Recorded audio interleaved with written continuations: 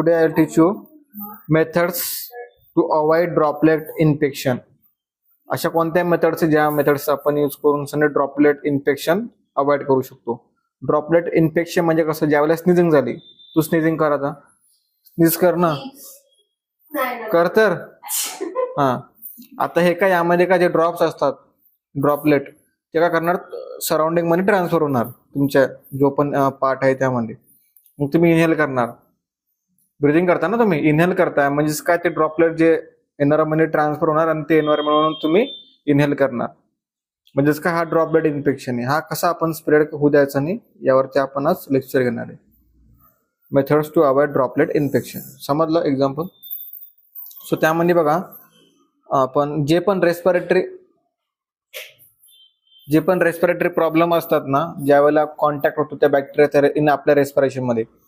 So first time काय होणार, तुम्ही स्निझिंग केली, इनहेल करणार, मी इनहेल केल्यानंतर मला डायरेक्टली थ्रू जाणार ती रेस्पिरेटरी ट्रॅक मध्ये. ज्यावेळेला रेस्पिरेटरी ट्रॅक मध्ये गेल्यानंतर काय होणार, त्यामध्ये माझा म्युकस आहे, सलावा आहे, ओके.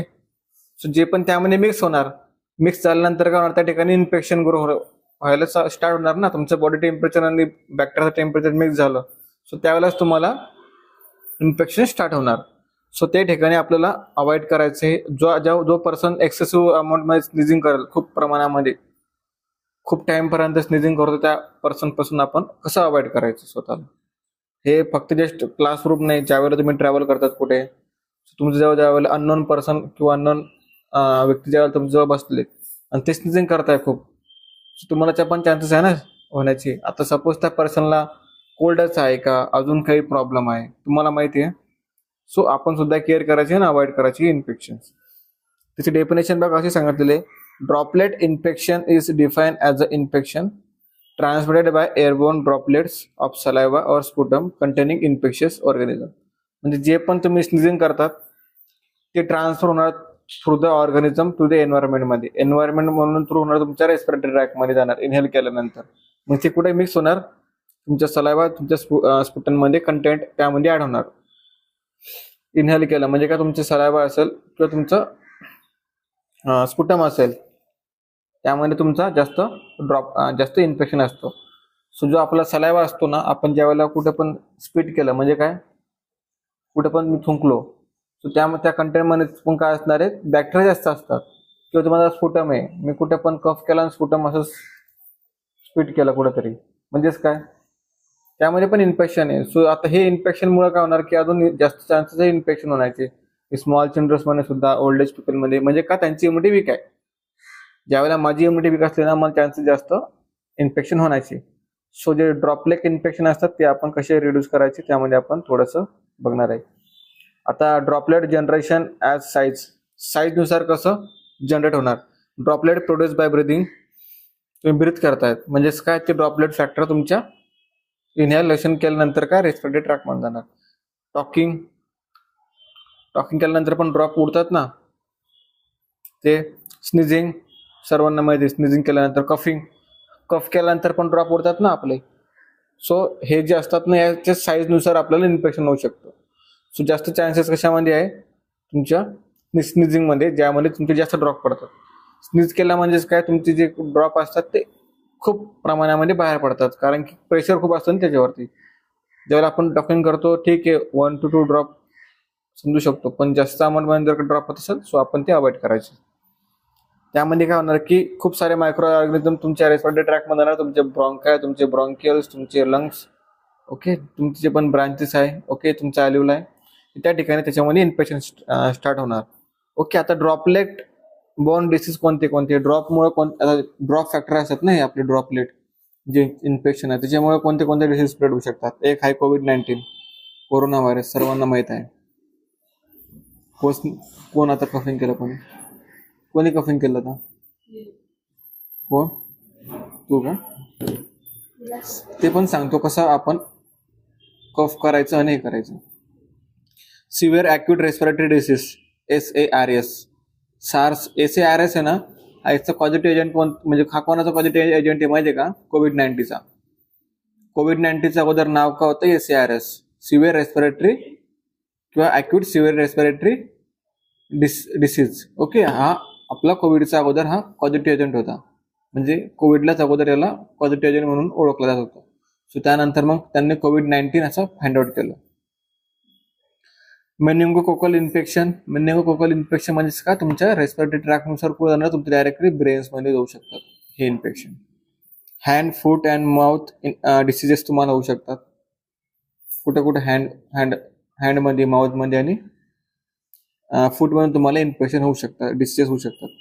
रुबेला हा सुद्धा ड्रॉपलेट ट्रान्समिटेड डिसीज आहे. मम्स तुम्हाला मम्स व्हायरस, मम्स बॉडी स्किनवरती होतं बघा, स्मॉल ब्लिस्टर्स फॉर्मेशन होतं, त्याला आपण मम्स बोलतो. मम्स, मिझल्स, रुबेला सर्वांना, चिकन पॉक्स सर्वांना माहित आहे. ओके, तसंच रुबेला सुद्धा हा खूप स्मॉल मध्ये होतो आपल्याला, काय त्याच टाईपमध्ये, पण थोडा अजून स्मॉल साईज म्हणताना आपल्याला हे वेळ. व्हायरल कंजक्टिव्हायटिस,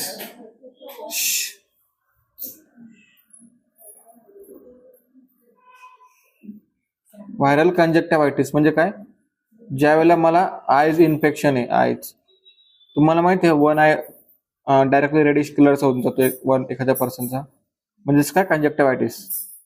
जो तुमचा कंजक्टिव्ह असतो तो त्या ठिकाणी इन्फेक्शन होणार, मग तुमचे त्या म्हणून सिक्रेशन कसं बाहेर पडू शकतं, तुमचे ड्रॉप येऊ शकतात बाहेर, खूप पाणी येणार तुमच्या डोळ्यातून. नाही, कंजक्टिव्हायटिस डिफरंट आहे, तुमचं वन आयज किंवा दोन्ही आयज अफेक्टेड होतात, त्यामुळे तुमचे खूप पाणी पडणार. डोळे येण्याचे वेगळा विषय आहे, पण हा बॅक्टेरियल इन्फेक्शनमुळे होतो, समजलं ना. डोळ्याने पण म्हणू शकतात तुला, पण एवढं काही नाही. पण आपण कोणती यूज करायची टर्म, मेडिकल टर्म, कंजक्टिव्हायटिस, समजलं ना सर्वांना. व्हायरल कंजक्टिव्हायटिस व्हायरस मुळे सुद्धा होऊ शकतो, बॅक्टेरियल इन्फेक्शन मुळे सुद्धा होऊ शकतो. इन्फ्लुएन्झा सुद्धा हा एक व्हायरस, जो की ड्रॉपलेट थ्रू आपल्या ट्रान्समिट होतो. पर्टुसिस सुद्धा हा एक व्हायरस आहे, म्हणजे तो पण ड्रॉपलेट सुद्धा इन्फेक्टेड होऊ शकतो. चिकन पॉक्स ड्रॉपलेट्स मधूनच तो ट्रान्समिट होतो. सो हे ड्रॉपलेट बाउंड डिसीजेस आहे. मिझल्स आणि न्यूमोकोकल डिसीज, मिझल्स हा सुद्धा मम्स, मिझल्स, रुबेला असे 3 आहेत, MMR, आणि आपण तिचा वॅक्सिन पण देतो, MMR, मम्स, मिझल्स, रुबेला. काय सांगितलं होतं मी?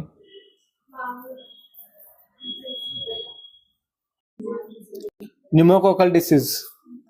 ओके, न्यूमोकोकल डिसीज कोणते, हे रेस्पिरेटरी मधले डिसीज असतात. न्यूमो म्हणजे काय, न्यूमोनिया, न्यूमोकोकल. न्यूमोनिया कसं बोलतात तुम्ही, प्रोनाउन्सिएशन करता न्यूमोनिया, पी हा सायलेंट असतो ना, न्यूमोनिया असं. ओके, तसा हा न्यूमोकोकल डिसीज आहे, हा पण रेस्पिरेटरी मध्ये होतो. आणि न्यूमोकोकल वॅक्सिन्स आपण हे देतो न्यूमोनियाच्या पेशंटला. न्यूमोनिया ड्रॉपलेट इन्फेक्शन स्प्रेड होतात. बॅक्टेरिया, स्ट्रेप्टोकोकस न्यूमोनिया, त्यात बॅक्टेरिया असतो, तो बॅक्टेरिया काय करतो, आपल्या बॉडीमध्ये जातो. स्ट्रेप्टोकोकस न्यूमोनिया हा बॅक्टेरिया असतो,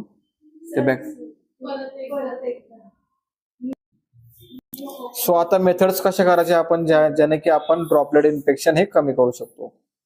सर्वांना माहिती आहे कोणत्या मेथड्स आहे, कोण सांगू शकतो मला, की आपण असे कोणते मेथड्स की ज्याने आपण ड्रॉपलेट इन्फेक्शन कमी करू शकतो स्प्रेड होण्यास. अजून अजून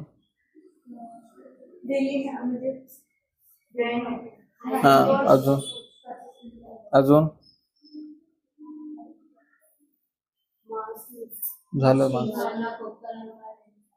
अजून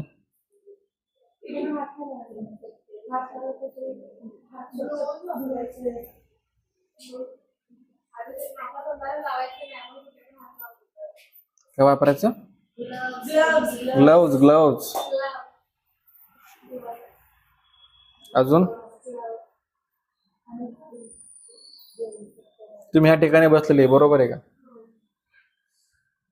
बरोबर आहे, तुम्ही ह्या ठिकाणी बसलेले ते बरोबर आहे का, खरंच काय, माझा क्वेश्चन काय, तुम्ही या ठिकाणी अरेंजमेंट तुमची आहे, बरोबर बसलेले तुम्ही, ती बरोबर आहे का चुकीची आहे? का?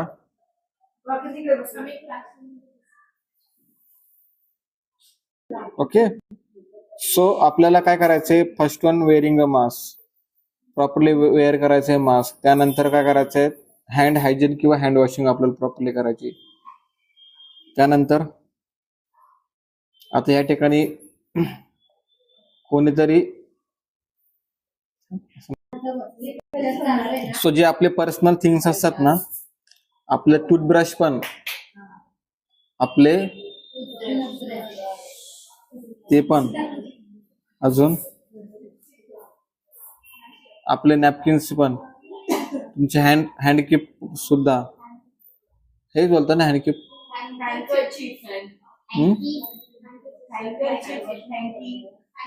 काय हँकी? रुमाल ना. हा. नॅपकिन्स का?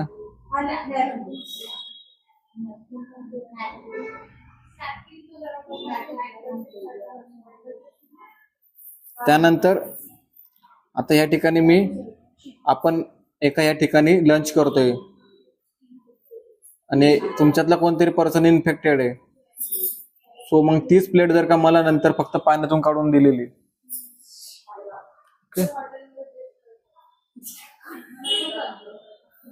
मग काय होणार, मी पण इन्फेक्टेड होणार ना. सो प्रॉपरली क्लीन करायचे आपले जे पण डिशेस वगैरे असेल ना, ते आपण क्लीन करायचे.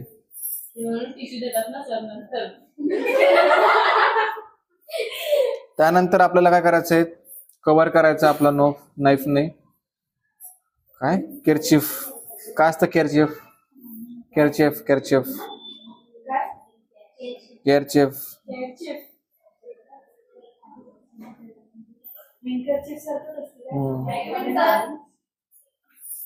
हँकर,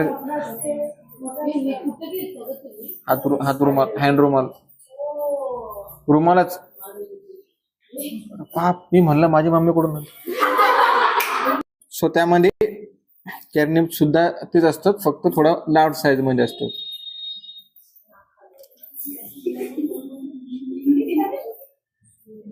आता मेंटेन सोशल डिस्टन्सिंग सुद्धा करायची आपल्याला. 1 to 2 मीटर्स आपल्याला त्या ठिकाणी राहायचं आहे. Use personal protective equipment, PPE kit आपल्याला यूज करायची ऍट द टाइम ऑफ आपण ज्यावेळेला हॉस्पिटल पोस्टिंग मध्ये असणार त्यावेळेला. Keep the living room wells ventilated. आता ज्या ठिकाणी व्हेंटिलेटेड नाही, आता या ठिकाणी पूर्ण डोअर क्लोज केलेलं आहे, सो व्हेंटिलेशन प्रॉपरली नाही, मग आपण काय करणार, ओपन ठेवणार. ओके, जे एन्व्हायरमेंटची जे एअर असते ते आपण आपल्या या ठिकाणी प्लेसमध्ये व्हेंटिलेट करणार, natural. Okay, avoid crowded places. आता जसे तुम्ही बसले ते अवॉइड करायचे तसे क्राउडेड प्लेसेस मध्ये आपल्याला. त्यानंतर avoid touching eye, nose and mouth. Eye, nose and माउथला टच करायला अवॉइड करायचंय.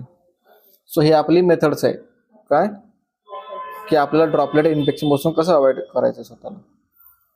समजलं सर्वांना? कोणी सांगू शकेल मला आपण आज काय बघितलं?